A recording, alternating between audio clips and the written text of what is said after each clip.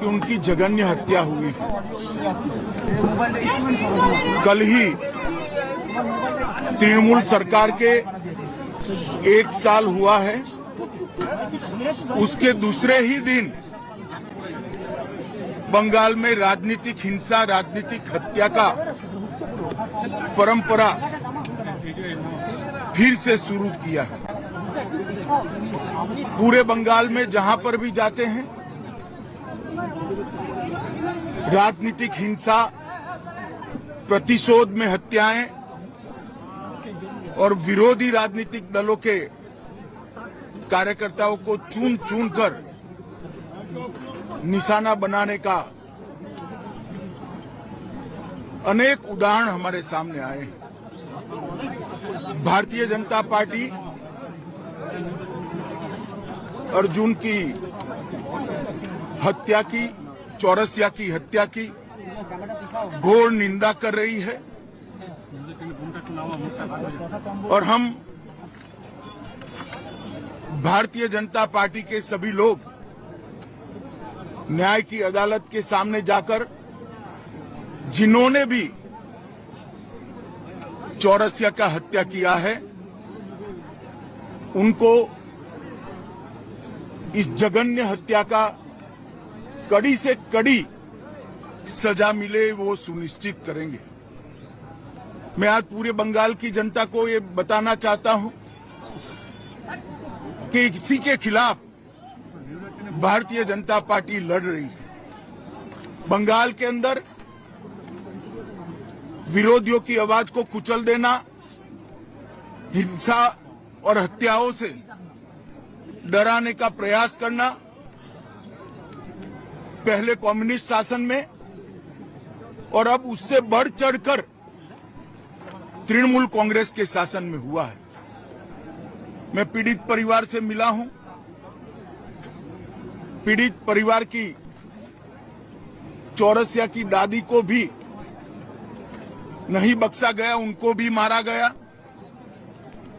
उनके कहने के हिसाब से जोर जबरदस्ती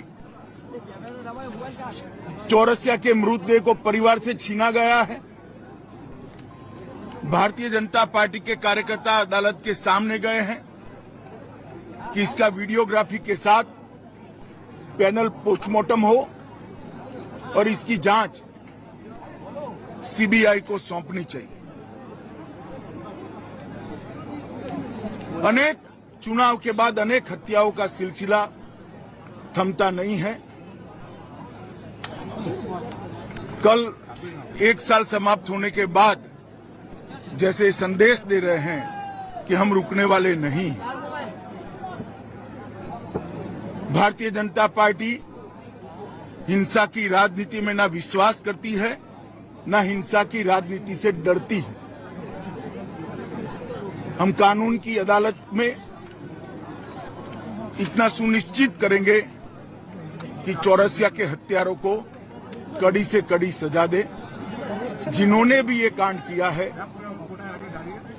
उन सबको अदालत के कटघरे में खड़े करेंगे।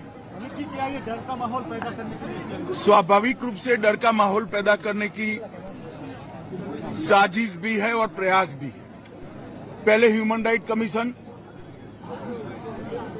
अनुसूचित जाति के कमीशन और महिला आयोग ने इस बात को कोर्ट के सामने रखा था। शायद 1 साल के कम अंतराल में देश के किसी भी प्रांत में इतने ज्यादा केस सीबीआई को सुपुर्द नहीं किए होंगे जितना बंगाल सरकार से केस लेकर हाईकोर्ट ने सीबीआई को दिया है। यही बताता है कि कोर्ट को यहाँ की कानून और व्यवस्था और पुलिस पर भरोसा नहीं रहा।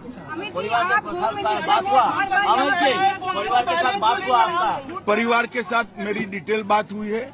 स्वाभाविक रूप से परिवार काफी आहत है। बेटा जाने से भी आहत है और उसके बाद प्रशासन ने उनसे जो व्यवहार किया है, जो अत्याचार किया है, परिवार के लोगों को मारा है, जिन्होंने हत्या की उसको पकड़ना तो दूर रहा, परिवार के लोगों को मारने का काम किया है, उससे बहुत आहत है। भारतीय जनता पार्टी चट्टान की तरह ये परिवार के साथ खड़ी है। मुख्यमंत्री के साथ लॉ एंड ऑर्डर को लेकर हमेशा सवाल उठता रहा है। आप होम मिनिस्टर को लगता है प्रेसिडेंट रूल जारी करनी चाहिए क्योंकि नहीं, बिजली का मांग रहा है। भारत सरकार का गृह मंत्रालय भी इस घटना का गंभीरता से संज्ञान लेता है और आज ही गृह मंत्रालय ने वेस्ट बंगाल सरकार से रिपोर्ट तलब की है। धन्यवाद। Thank you sir.